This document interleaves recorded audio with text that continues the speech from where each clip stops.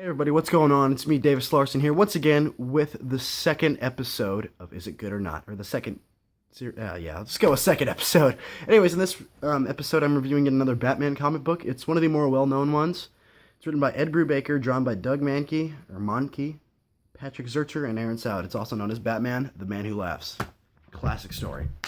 I mean, it's not classic on the level of like Batman Year One, but it's going to be classic very soon. Because Batman Year One came out a long time ago, but this is... Anyways, the reason I mentioned Batman Year One specifically is because this book takes place almost directly after. It's like kind of a follow-up, a spiritual follow-up. Like if you read Batman Year One, at the end of it, Commissioner Gordon, or Captain Gordon, is talking about how this guy that calls himself the Joker is going to poison the Gotham's water reservoir. And that's basically what this is about. Like, I'm not going to... That's like basically the main plot. It's not really a spoiler since it's from the 80s. So, I mean, he does more than that, which I'm not going to reveal. But it's quite interesting. You'll like the Joker, definitely. I mean, if you love the Joker, regardless of, like, this comic book, or you just love him. He's great.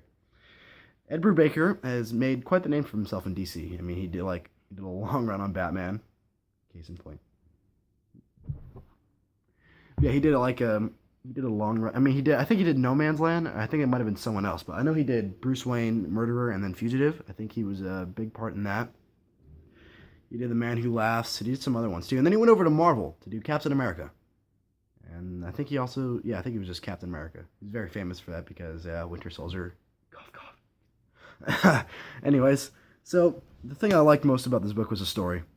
The art's nothing special. I was never that big of a fan of Doug Mahnke, but it's fitting for this specific one. He makes the Joker look sick. I really liked his Joker in this. It looked great.